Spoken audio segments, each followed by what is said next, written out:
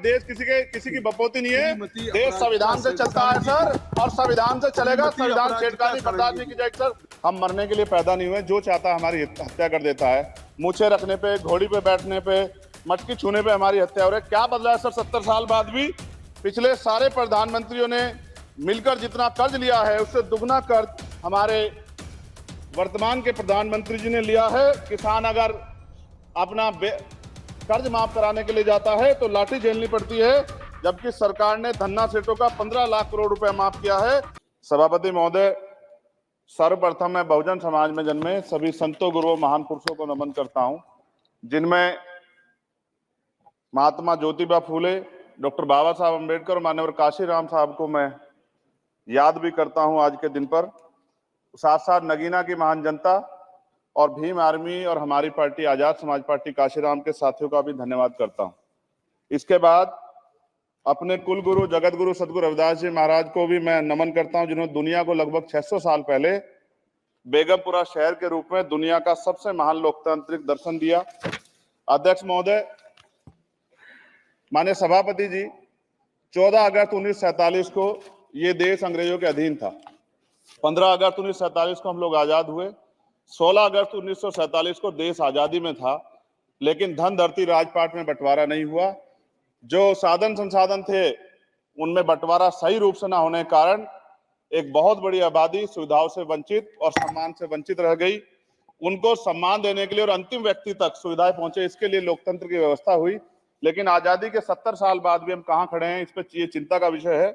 मैं मानता हूं कि सामाजिक न्याय तभी होगा माननीय सभापति जी, जब जातीय जनगणना पूरी होगी और जातीय जनगणना कराई जाएगी, और साथ साथ संख्या के आधार पर आरक्षण जो है वंचित वर्गों का बढ़ाया जाएगा।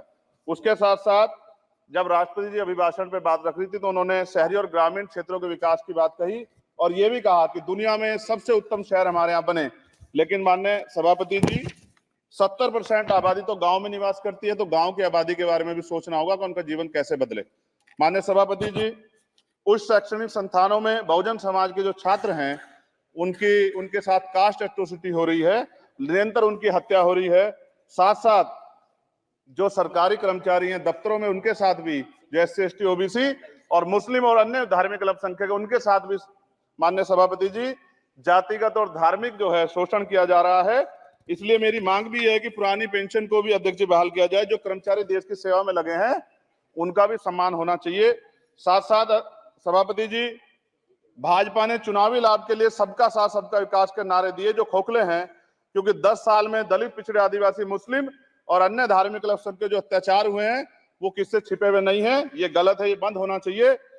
सभापति महोदय जी, महामहिम राष्ट्रपति जी के भाषण में निजी क्षेत्रों में SC ST OBC को रिजर्वेशन देने का कोई उल्लेख नहीं हुआ है, जो कि आज चर्चा का विषय, क्योंकि 98% प्राइवेट सेक्टर है, 2% सरकारी सेक्टर है, तो 98% प्राइवेट सेक्टर में भी हमारी हिस्सेदारी की बात होनी चाहिए।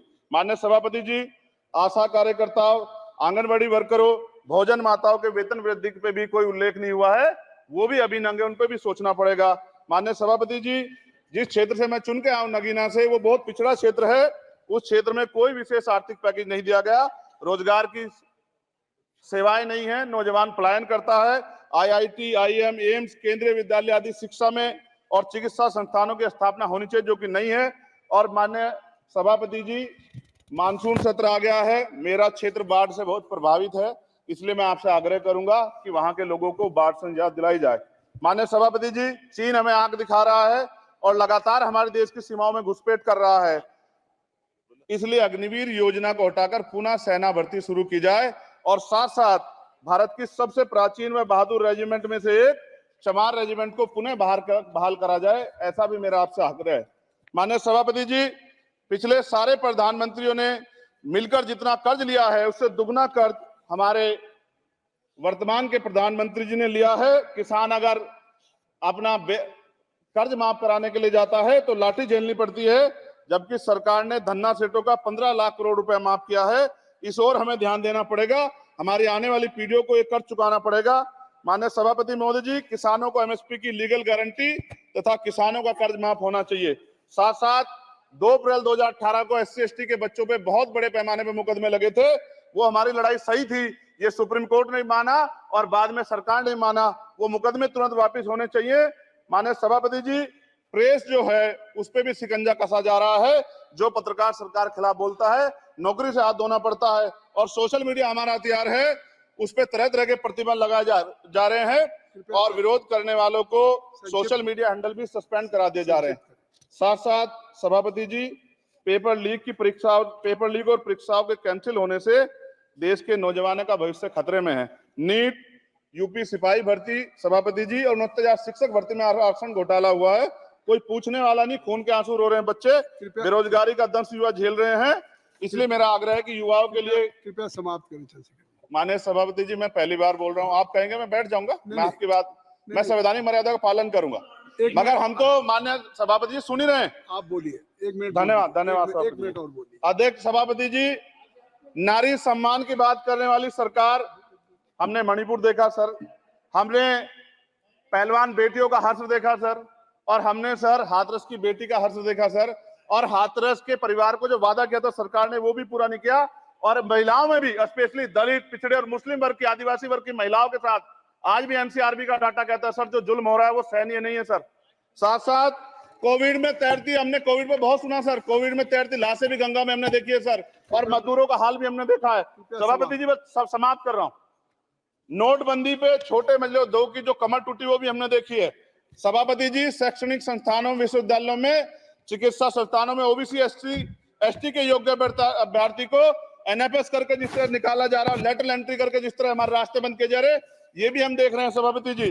साथ साथ मेरा ये कहना है सर, ये सबका इश्यू है कि प्राइवेट कर्मचारी सर और सरकारी भी कई जगह पे 8 से ज्यादा घंटों से काम करते हैं, और उनको जो सर उचित वेतन भी नहीं मिलता, तो न्यूनतम वेतन 20,000 रुपए तय हो और 24 घंटे की ड्यूटी। उदाहरण के तौर पर यूपी पुलिस सर बहुत पूरा काम करते हैं वो लोग, वो राज्य के विषय हैं। आप सर मैं आपके राज्य सरकार के लिए भी आपके संज्ञान में डाल रहा हूँ विषय सर, पुलिस सब जगह है सर, लेकिन सवाल ये है सर, बहुत पसीना बातें हैं, 8 घंटे की ड्यूटी और वेतन विसंगति, बोर्डर स्कीम से उनको जो है बाहर किया जाए।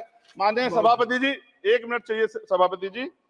राष्ट्रपति जी ने धर्म के बारे में बात की थी, राम मंदिर से पहले हमारे गुरुघर तुगलकाबाद का फैसला आया था राष्ट्रपति जी, वो सभापति जी अभी तक दिल्ली में स्थित सदगुरु रविदास जी महाराज का गुरुघर नहीं बना। साथ साथ सभापति जी, अपनी बात को खत्म करते हुए मैं आपसे कहना चाहता हूं कि जितना देश दूसरों का है सर, इतना हमारा भी है। हम मरने के लिए पैदा नहीं हुए, जो चाहता है हमारी हत्या कर देता है। मूछें रखने पे, घोड़ी पे बैठने पे, मटकी छूने पे हमारी हत्या हो रही है। क्या बदला है सर 70 साल बाद भी?